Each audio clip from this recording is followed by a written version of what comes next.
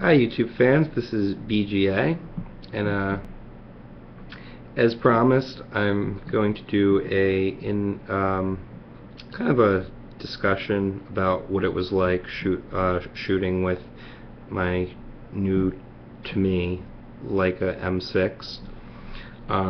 If you've watched some of my other videos, I have a comparison of this to the Fuji X100S, which is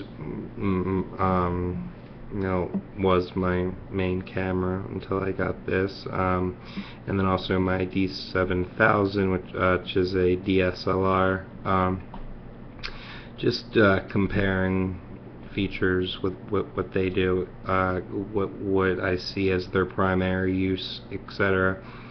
So I'm going to try to not talk about those other cameras too much in this video and focus on what it was like to shoot the Leica M6 for the first time. It's going to be unavoidable to mention the other cameras because it's kind of a I need something to go off of and to compare it to. But the first thing I want to say is, when you hold one of these, for anyone who's held like an HK gun or pretty much anything German made in a precision way, think of the older Mercedes-Benzes. I mean, it feels, the closest thing I can compare it to is a gun. I have a Walther PPK. That's honestly, this is like it feels like it's the same material, coating, etc. I don't know if it is or isn't, but it has that feel to it, and it's got some heft to it, but it's not lens heavy like a DSLR is. It's got a great weight distribution. It just makes you feel like you're holding something special, something substantial, something that's going to last a long time. If you're, I don't want to get too much into what a rangefinder is. There's tons of videos on YouTube about that, but as far as my experience with why I prefer rangefinders now over DSLRs, the main reason being, I usually wear contacts, so I'll take off my glasses. This is where you're looking, so you've got this eye completely free, and in your viewfinder window you have frame lines of where your composure is roughly. It's not going to be exact because obviously you're looking through this window, not through the lens, and that selects, and those frame lines select automatically in pairs of lenses. So for example, this is a 50mm lens, so it uses the outside frame lines in the middle setting. So as soon as you put the lens on, those frame lines come up. Those are not electric frame lines like in the new M's, the new digital M240s,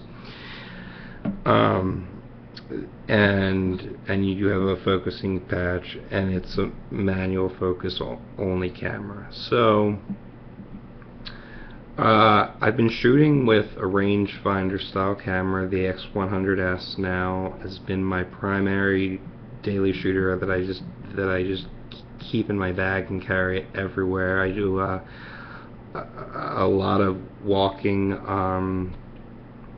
around the city, not as much as I used to. because I do have my car here now, but and it's freezing, actually below freezing, but I really wanted to get out there and do some shooting the other day, so I brought the Leica and an extra roll of black and white film. I got a new B&W yellow contrast filter on it. Put some TX400 film in it, which is a Kodak film, and I set my Fuji to ISO 400, which is roughly the same. Every sensor is slightly different. That's why light meters with external light meters with digital cameras sometimes have to be calibrated, because every sensor is slightly different. It's just part of the manufacturing process. So you may have to make slight exposure tweaks for you personally to make it customized.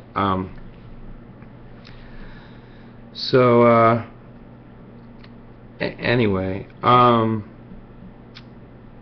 the reason why I got this particular body is because the serial number is actually shows that the camera was made the same year that I was born, so I thought that was kind of neat. And also, the person who I bought this camera from used it, so most Leica files, Leica aficionados,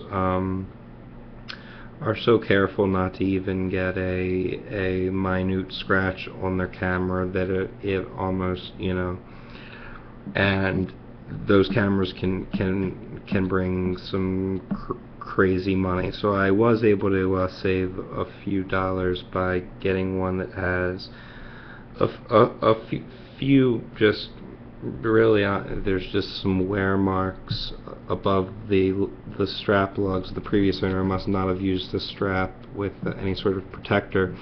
As you see here, I have a rubber grommet, and then this is all leather here for this section, so the only thing that can possibly ever touch the camera is leather or this fabric. I got this, I think the company was called Lance Straps. I was going to get the artist and artisan and just pick this one for some reason. So it's kind of like a OD green strap, and really like it. I actually put my Leica a la carte leather, which is an English bridle leather strap. I put that on my X100S.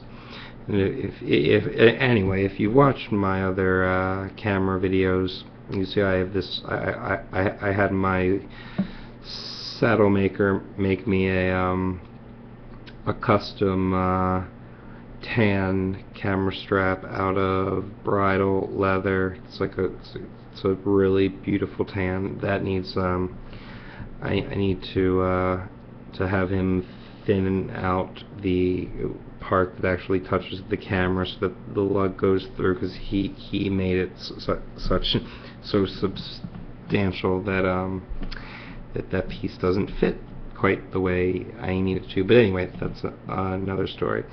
So let's talk about going out and using the camera.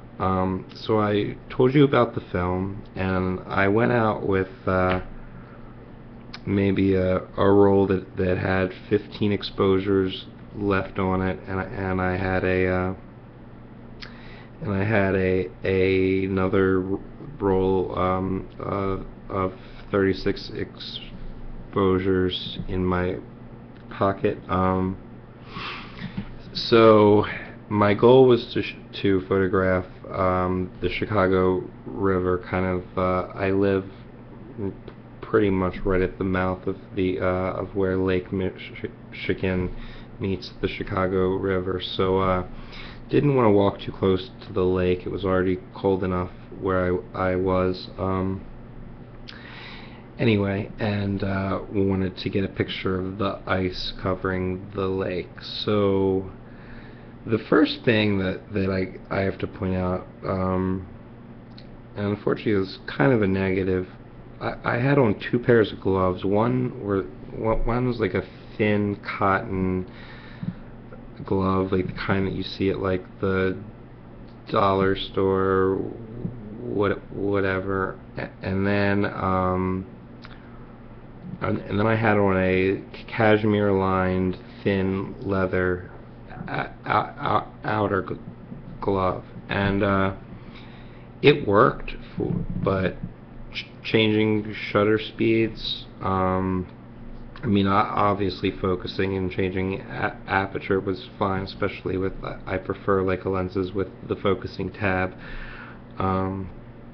but it worked until I ran out of my roll of film and had to switch rolls. And actually the process, because you've got to take off this bottom plate. If you YouTube search how to load a Leica M6, there's tons of videos out there. So anyway, I'm really trying to make my videos shorter. So I haven't gotten any of the photos developed and scanned. That's my what I plan on having them developed and scanned, and then the ones that I like, I'm going to have enlargements made, and and this is all black and white, and and sort of line a wall in my condo with them. So that's the plan. Now this is a the M6 is a completely manual camera, which is besides having a built-in light meter, and that's the reason why I did not get an M3 or an M2. I wanted a built-in light meter, and the reason why I didn't get an M7 is because the M7 the shutter speeds depend on batteries, and if you remember back to the days of film, the batteries lasted a long time, and they're small, like hearing aid size batteries. So I got like a value pack of like 30 of them. I don't know why, but anyway, you can. So you have two arrows in the viewfinder, and when the two arrows are of equal brightness, that means that you're at proper exposure.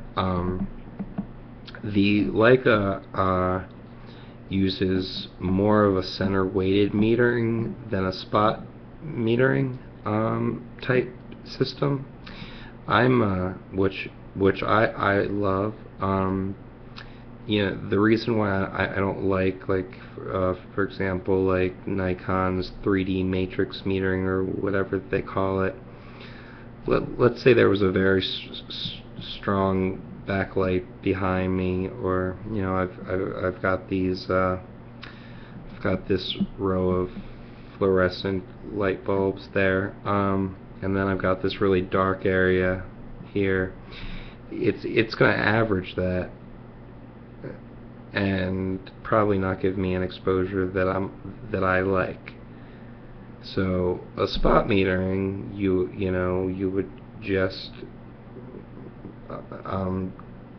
dead center, so you would be metering it just my face, and then a center weighted would be kind of like this area. So Leica uses a center weighted metering style, which is great. and you have your ISO dial to select it. You manually put in the ISO of your film. The M7 had a DX code, or it has. They still manufacture it. The M7 and the MP has a DX coding system that was a little bit flaky, and that there are some techniques where you mess around with the ISO depending on if you plan on pushing or pulling the film during development, but that's not what the point of this video is. I've used manual focus. Before I had to get a my first serious film camera, which I talk about in some of my other videos, was a Nikon N90S, which had autofocus and no focusing screen. So I took a photography class in undergrad that required that you use a completely manual focusing camera, besides having a built-in light meter that was allowed, and the recommended camera was a Nikon FM10. Nikons, they still produce it, and it's a really cheap made. I think it's actually outsourced to another company. Anyway, I used that camera for the class and never picked it up again. So I think that camera's sitting on my shelf somewhere. So that was my last experience with film. So what I found was that when I shot with film, and a lot of people will say this, and it's 100% true, is, you know, you have a roll of now when I say film, I'm referring to 35 millimeter. I know there's 120 and then large format, so I'm talking about 35 millimeter size film. You only have either 24 or 36 exposures. With the Leica, it can squeeze out. It has a great tension plate, so it can usually squeeze out around 38, 39 frames.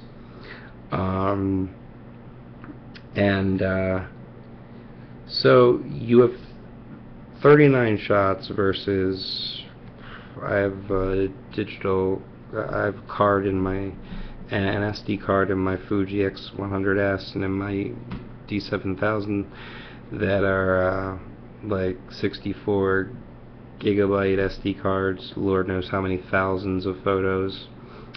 And I find myself just shooting away with those cameras and not really focusing on composition, etc., and just thinking to myself, okay, one of these is bound to look good. And you know what? Sometimes none of them do.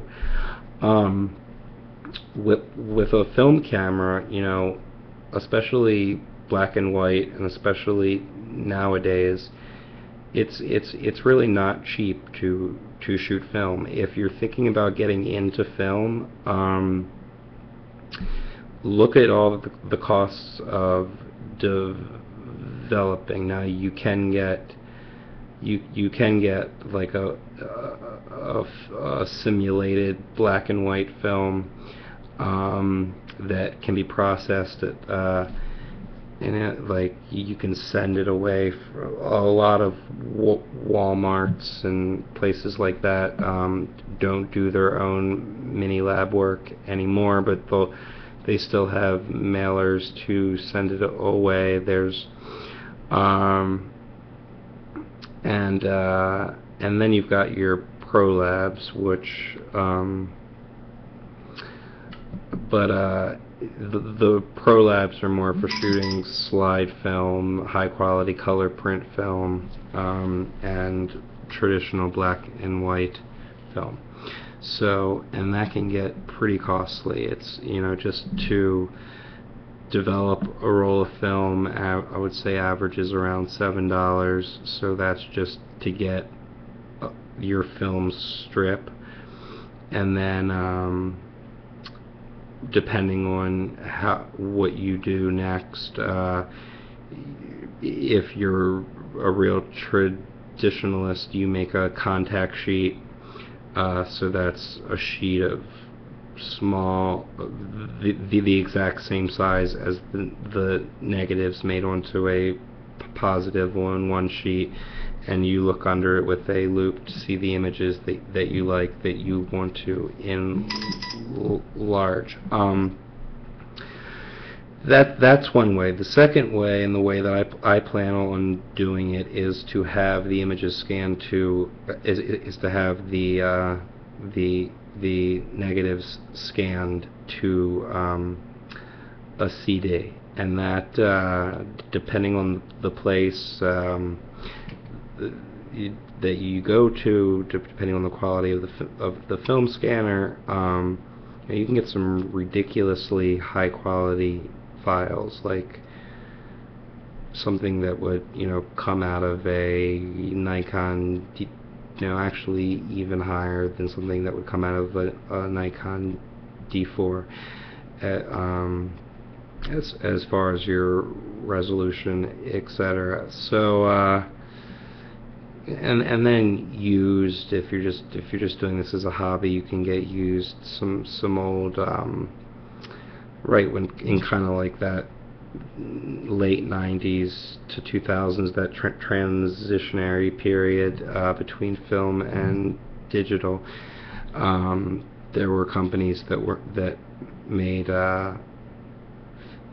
film scanners it was either an adapter for a flatbed or scanner, or it had a special slide carrier. And now there's variations of those, but they're owned by Pro Labs, because they run around $140,000 for one of those scanners. So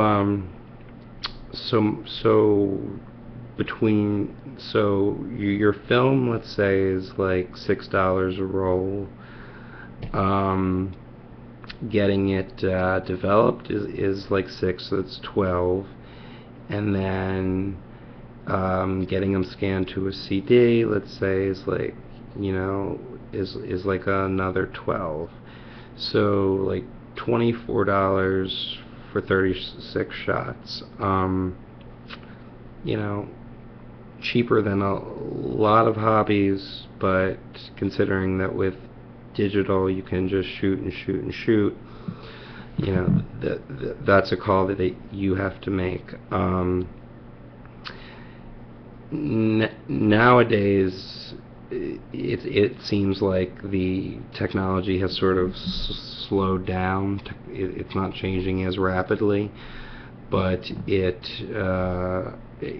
still is, and basically digital cameras, once a replacement comes out, are not worth hardly anything compared to what you pay for it, which is why I would personally never buy a new digital Leica M, like the M240 or an M9 or something.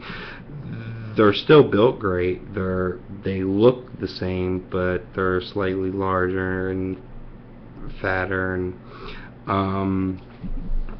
but they're built to the same quality, but the technology is going to get outdated in, let's say, 4 or 5 years, and then your $6,000-7,000 camera, however much they are now, is outdated tech, whereas this M6 was made in 1985, and I don't have to worry about it really losing value. It'll probably gain value as the years go by and less M6s are on the market and things like that. Some people do worry excessively about film completely, about film production ceasing entirely. It's not really something to be concerned about. That there's enough enthusiasts that some company will always make film. You know, cost-wise, I don't know what's going to happen, but anyway, let's get back to the purpose of this video. I know I went off on a tangent. Shooting with it was a completely different experience than anything that I've ever felt. It's like putting, I don't even want to say a Rolex, more like a Patek Philippe. Like, it's like the highest possible quality you can imagine. The most well built. I mean, this is German engineering at its finest. From the rewind lever to the shutter speed dial to the film rewind lever, to the film rewind clutch, to the battery cover, and especially what Leica is known for is their superb quality of lenses. This is a pre-owned lens. I did get a new, this is a BMW yellow filter because I'm shooting black and white TX400 film, and I like a little bit of contrast that doesn't, that still allows enough light in for me to use the apertures and shutter speeds that I want. It has a lens hood. The newer version of this lens has a slide out lens hood that unfortunately doesn't always stay out. It's like a retractable type thing. So I got this one, and then there's even like a newer one than that that's and with a spherical glass that's many thousands of dollars. There's actually a 50mm that goes to I think like 0.9 in f-stop of 0.98, so extreme shallow depth of field. You probably shoot it in complete darkness and get some sort of an image. And that's like a $14,000 lens by itself. So this is sort of the best of the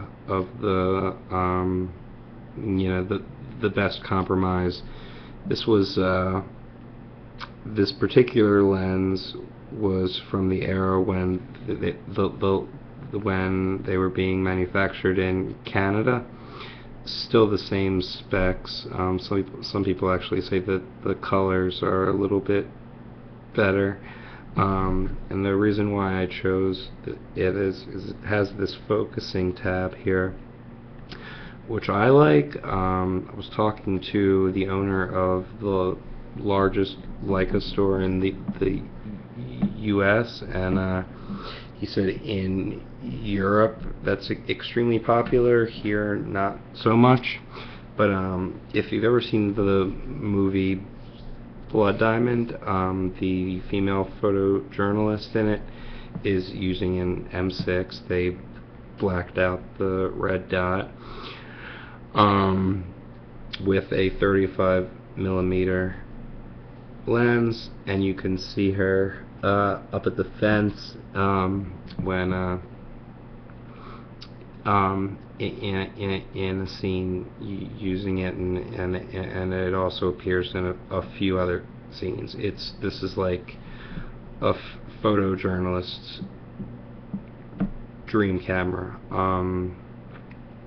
and understandably so. If you look at my other videos, you can see the size comparison between between the lenses of a DSLR and this, and the differences are unbelievable. So a camera is just a light, tight box. So what determines quality is how light, tight, how accurate the shutter speed is, you know, how it moves film, or how it holds a sensor. So what the most important thing is, well, besides the sensor or the film, is the quality of the lens. And Leica optical glass is unreal. It doesn't matter how old. There are lenses from the 1950s that you can use on this camera with a very cheap adapter. There's some actually some 50mm collapsible lenses that work great with it. So Leica goes up to I think they have a 135mm lens, but basically, like, there's you know, with Leica, the saying used to be one body, one lens. If you want to zoom, you walk closer to your subject. I have a 35mm lens on order, as well as a 90. They're both pre-owned as well. The 90 I want to use more as like a portrait lens, and the 35 I want to use more as a street photography lens, and also to do some more landscapes, etc. So between a 35, 50, and a 90. And I'll do a size comparison once they're all here, and then show you some of my Nikon lenses size-wise in comparison. I mean, this lens takes a 39mm filter. That's, I mean, it's like super small. I mean, I could probably fit 4 of these in my pocket of my pants comfortably. So shooting with it, the most difficult parts are keeping in mind composition of what you're shooting, focus of what you're shooting, what you're trying to achieve with the depth of field, so your aperture, and what you're trying to achieve with your shutter speed. Are you trying to freeze motion? Are you trying to show motion? And if you're doing street photography, you have to learn how to do this relatively quickly. Now, you know, with like a 35mm lens, you have a fair amount of leeway focusing wise. You know, if you research hyperfocal distance, you'll understand why. So your subject just has to be in that region. The Leica lenses are some of the last lenses to have focusing scales on them. I don't know why they got rid of them. On my DSLRs and on new Nikon lenses, doesn't matter how much money, my 70-200, my 14-24, some of them do not have it. So what you have to do is get an app in your phone, which you have to have with you. I mean, if you want to be precise about this, you know. And there's this app called True Depth of Field. I think I bought. I think I got the free version.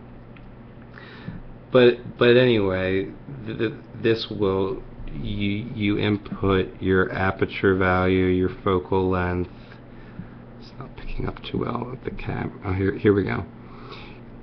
The focal length, your aperture value, and it'll tell you what the closest thing in focus, and the furthest thing in focus. So, for example, with this 55mm lens that I have, if I have enough light, or if I'm using a high enough ISO film speed to shoot at f11, I am in focus from 15 feet to infinity. It's pretty good for street photography. If I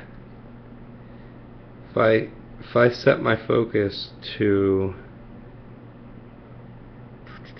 15 feet, everything's in focus from 10 feet to 30 feet.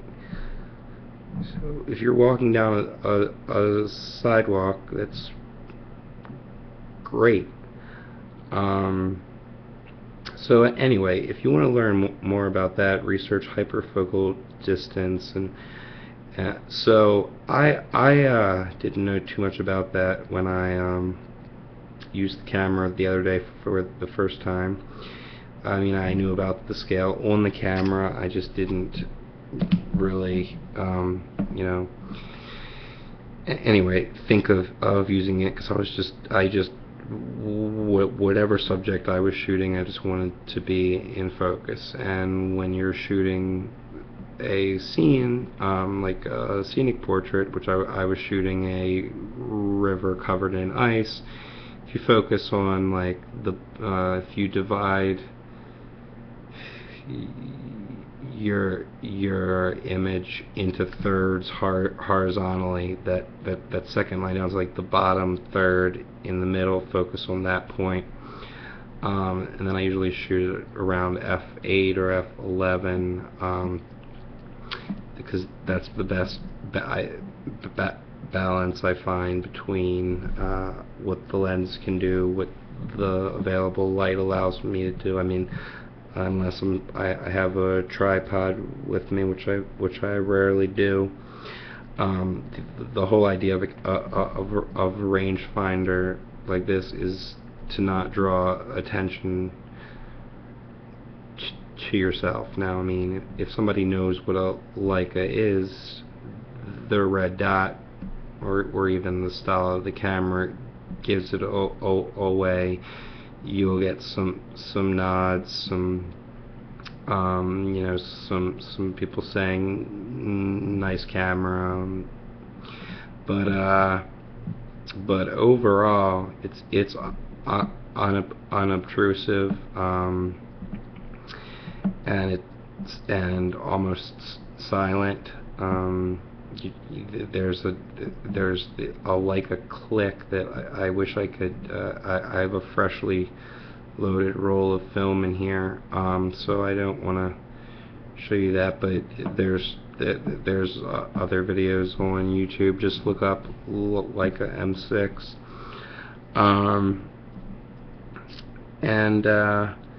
so basically, taking photos with it, I was kind of, by the time that I composed the shot, got the exposure right,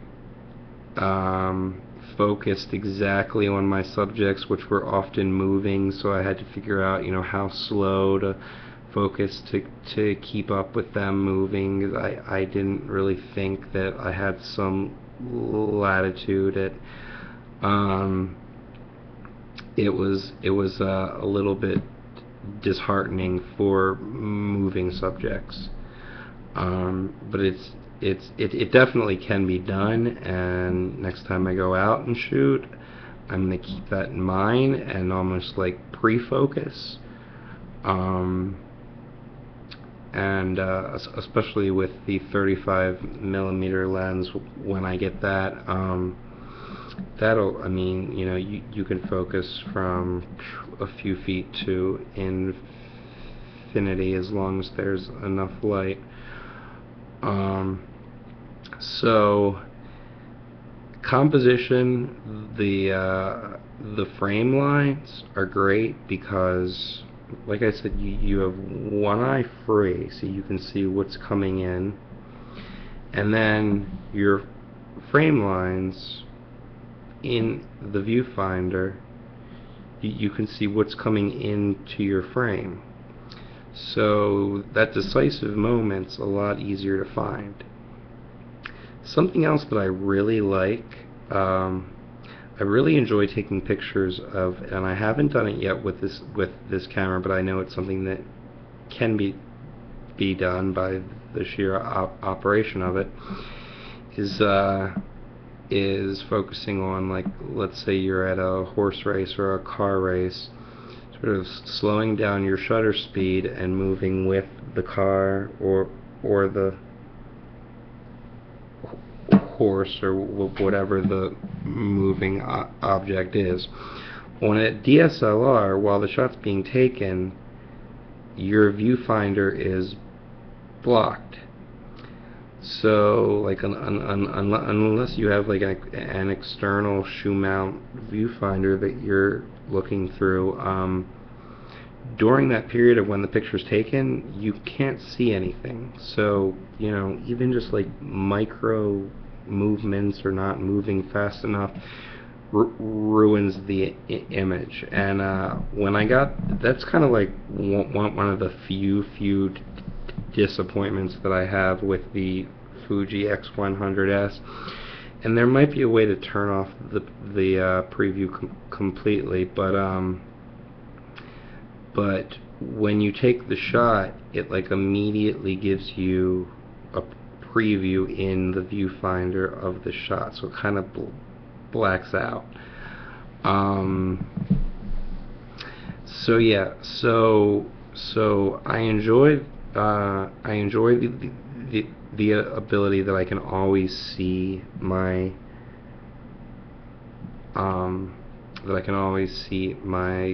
composition, my frame. For stationary objects, awesome. I can't wait to get the rolls back that I shot the other day. Now I know there's latitude in focus. Don't, try not to rely on that, but know it's there, and it's there for a reason. And there's latitude in film speed, so if it's slightly underexposed, overexposed, etc., if you develop it yourself, you can compensate, with your developing times, or even with your enlarging times, etc. So you can push and pull the film for that, but don't, that's kind of like breaking something just so you can fix it later. Try to be as spot on with your metering in camera as you can.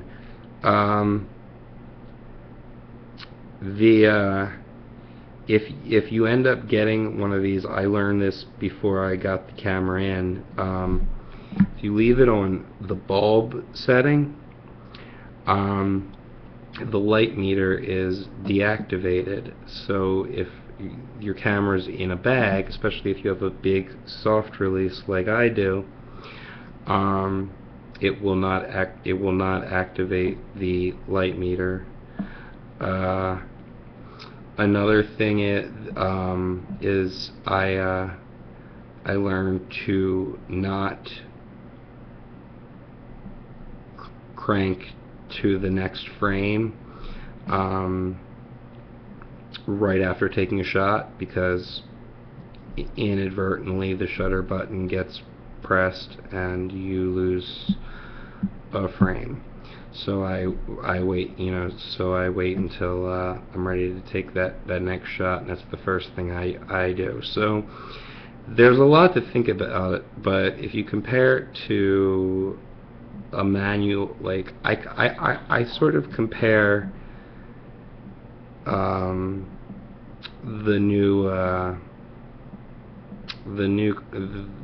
new sports car transmissions that don't have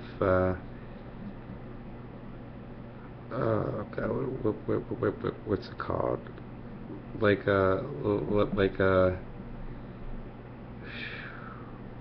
without like a torque converter. I don't know. Anyway, comparing like a fully manual car, when I first learned to drive a manual car,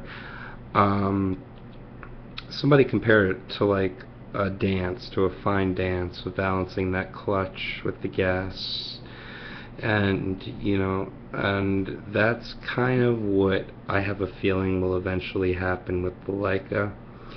And that's what, if you watch videos of famous photographers who have shot with Leica their whole lives, they sort of, that's what they say, it becomes an extension of your eye. I mean, you can take a great picture with any camera. You can take a great picture with a hold-up plastic toy camera with a plastic lens.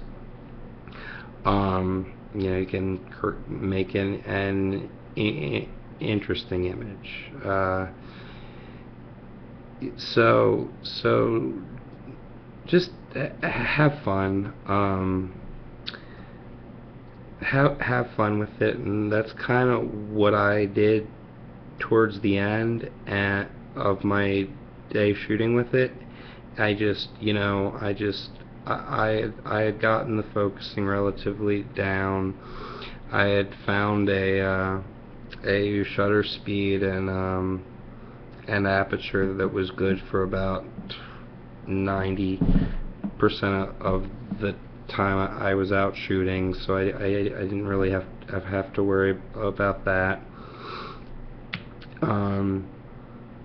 And just your composition, just use your frame lines, and overall it's, with a DSLR, like I said, you're not, it's like you're looking at life through a video camera. You're not really there. You're not part of it. With a rangefinder, you're part of the scene. And that's just how it feels. Now, is it frustrating going from not being able to verify a shot? Sure. Especially now that we have the technology in digital that we can, but that's also part of the fun and part of the lure. I have 4 or 5 rolls of film that I've put through this since I got it, and I can't wait. There's actually a since you're not looking directly through the lens, you can actually take pictures with the lens cap still on. And there's a funny video on YouTube of a man shooting a wedding, and it must have been staged because it would have showed underexposed in his viewfinder. On the X100S, if the lens cap's on, it'll actually, the frame lines won't be as bright. And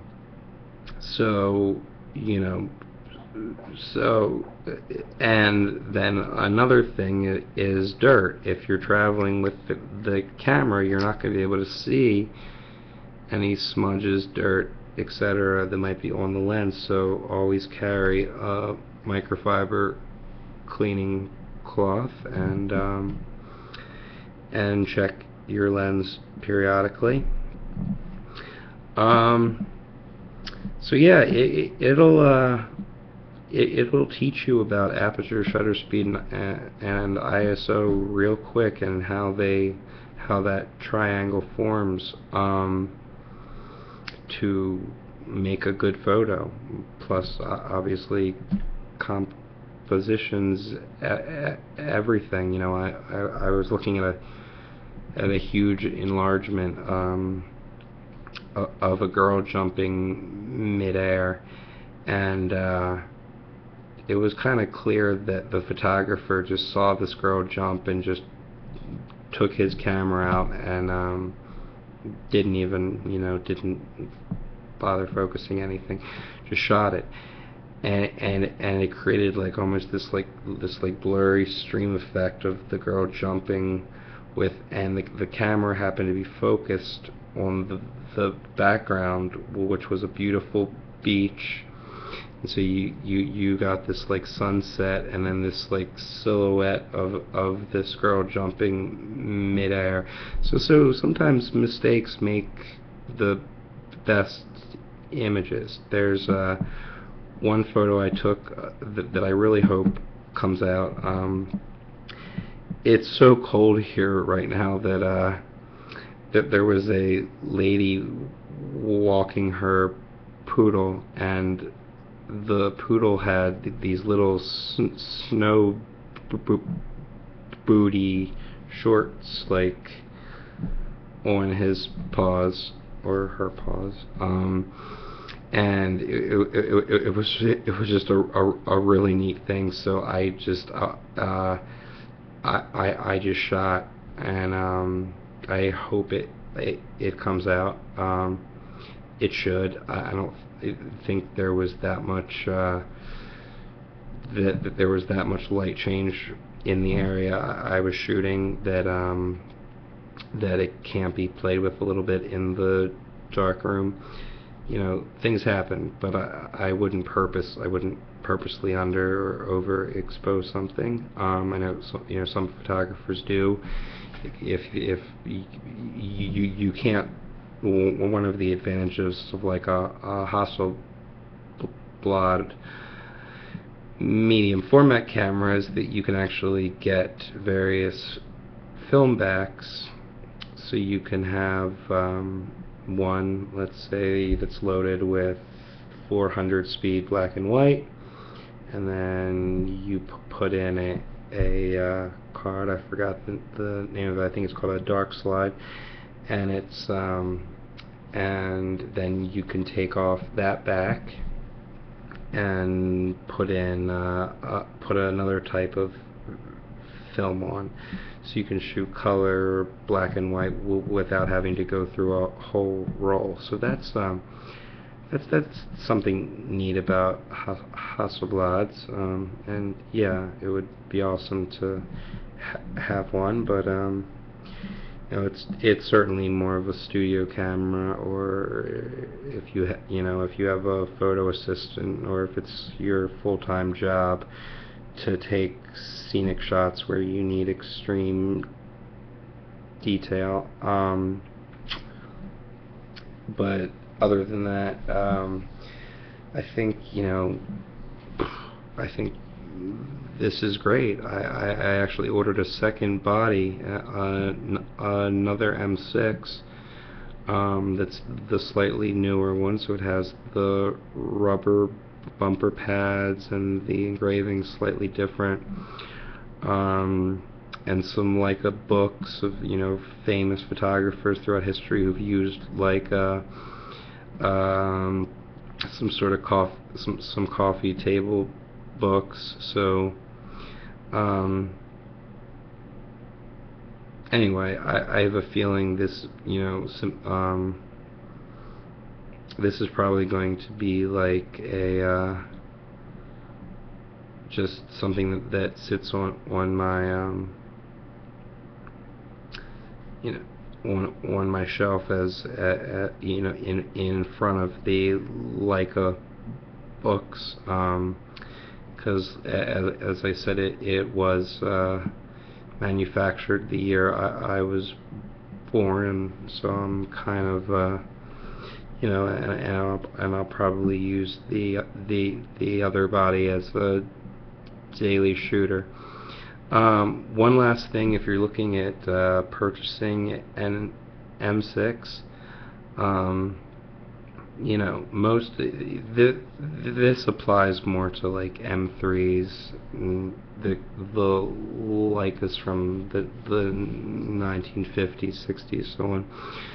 But you want to make sure that it's had a recent CLA, clean lube, and adjust.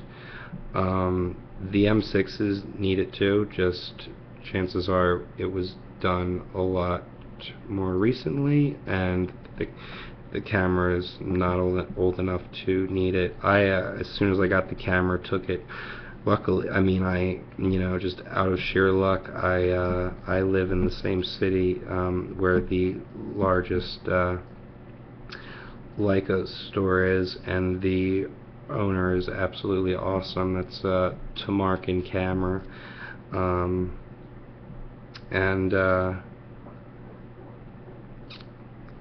and I had him just, you know, do like a rough, you know, just, you know, take a couple empty shots, look at the lens, and he said everything looked good, so and actually gave me this PC Sync cover for free,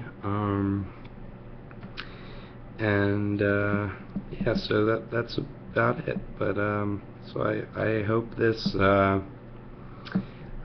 video taught you a little bit more about rangefinders, maybe got you interested in Leica cameras. You know, you really can't go wrong with one. If you buy it and it's not for you, you can resell it for either what you paid or even slightly more. You know, wait until around the holidays to list it or something. You know, it's not going to appreciate, is what I'm trying to say. There's, you know, there's the markets out there for the older, well, for the M6s. After the M6, they came out with an M6 TTL, which has now keep in mind, TTL, when they say M6 Classic versus M6 TTL, this has the M6 Classic has through the lens metering. The only difference with the TTL is that it will meter with a shoe-mounted flash, but the Leica is not really a camera that you use with flash. It's more of a it's more along the lines of like a Minox spy camera. You know, it's you know, it's kind of like a get in there, get the shot, get a high quality shot with the bare essentials in a super premium design. I can't speak enough about the quality and the feel, the smoothness of everything, especially with this.